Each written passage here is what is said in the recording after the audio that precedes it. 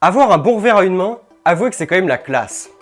Quand vous sentez que vous avez la balle idéale pour attaquer, puis qu'elle part ensuite parfaitement de votre raquette, pour au final se loger juste à côté de la ligne, bah faut bien dire que c'est juste un pur plaisir. C'est dans ce genre de situation là que vous savez pourquoi vous avez un revers à une main et pourquoi vous jouez au tennis.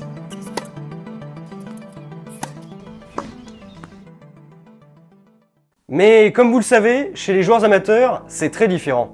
En fait, quand on regarde nos joueurs qui ont un revers à une main, la plupart du temps, ça ressemble plutôt à ça. Soit ils n'ont pas du tout confiance en leur revers et ils se contentent de remettre la balle au milieu du terrain, soit ils ont vraiment peur de faire une faute et donc ils ne font que des slices. Et ça, pour être honnête avec vous, avec Vincent, ça nous fait un peu mal au cœur. Parce que pour nous, le revers à une main ne doit pas être un simple coup de remise. Ça doit pouvoir être un vrai coup fort avec lequel vous pouvez gagner des points. Voilà pourquoi dans cette vidéo, on va vous montrer les 3 principaux axes sur lesquels vous pouvez travailler pour frapper plus fort en revers. A chaque fois, on vous donnera un exercice que vous pourrez mettre en place dès votre prochaine séance. Allez, on se retrouve tout de suite sur le cours avec Vincent.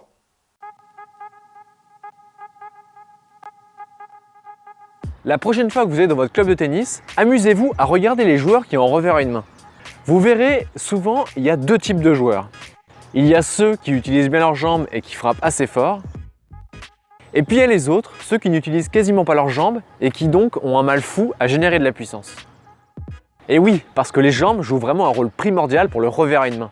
En fait, ce sont même en grande partie grâce à elles que votre coup peut être percutant. Et regardez, ça se voit très bien si on compare le revers avec un coup droit. En coup droit, vous pouvez assez facilement frapper fort sans utiliser vos jambes du tout, notamment car votre corps peut vraiment tourner très facilement.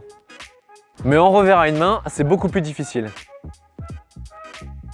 Du coup, c'est vos jambes qui vont vous permettre de donner l'impulsion initiale pour que votre corps puisse tourner quasiment comme en coup droit.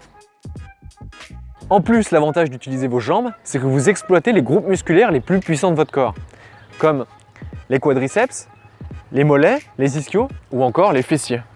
Donc pour ressentir tout ça, ce que je vous conseille de faire, c'est d'utiliser des appuis fermés. Comme ça. En utilisant des appuis fermés, eh bien, ça vous obligera à utiliser plus vos jambes qu'avant. Notamment si vous avez l'habitude de jouer avec des appuis en ligne. Pour vous entraîner, rien de plus simple, vous pouvez demander à un ami de vous envoyer des balles sur votre revers, puis ensuite vous forcer à frapper la balle avec des appuis fermés. Donc avant de frapper votre revers, eh bien, placez votre jambe gauche, puis votre jambe droite. Ou évidemment l'inverse si vous êtes gaucher. Et puis au moment de la frappe, eh bien, transférez la force de votre jambe arrière jusqu'à la jambe avant. Et vous verrez, ça vous aidera énormément.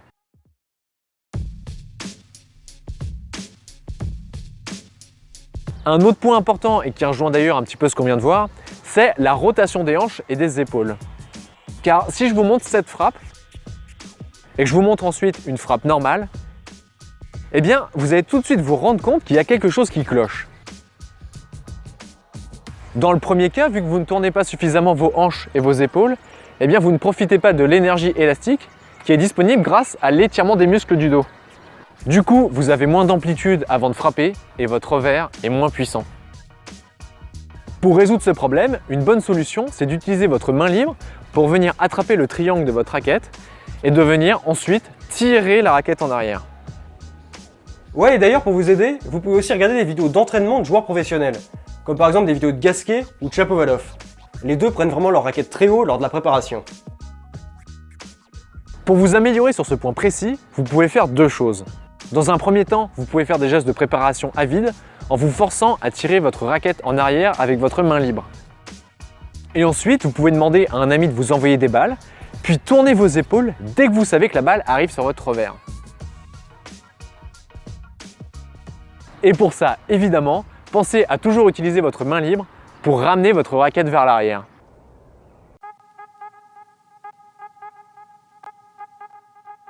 Alors ça, c'est quelque chose avec lequel beaucoup de joueurs amateurs ont des problèmes, mais qui est pourtant super important. Je veux parler du bras libre. Parce qu'en fait, on pourrait penser naturellement que ce bras ne sert à rien, parce que c'est pas lui qui tient la raquette et qui va venir frapper la balle. Mais je vous l'assure, ce bras a un rôle extrêmement important. C'est grâce à lui que vous allez pouvoir rester bien droit lors de la frappe.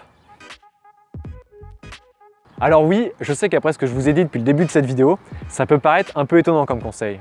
Je vous ai notamment dit qu'il fallait bien tourner vos hanches et vos épaules pour pouvoir frapper fort. Mais en fait, ça, c'est avant de frapper la balle.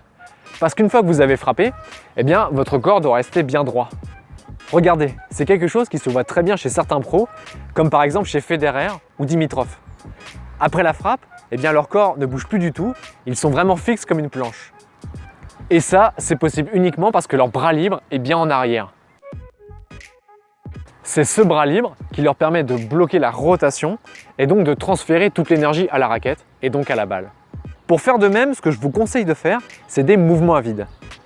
Donc prenez une balle dans votre main libre et puis jetez-la en arrière au moment où vous devez frapper la balle.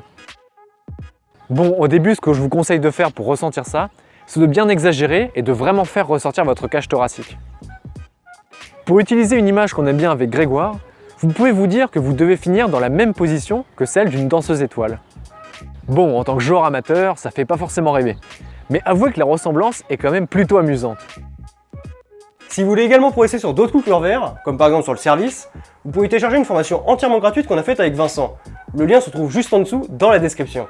Voilà, et nous on se retrouve bientôt pour une prochaine vidéo. Ciao!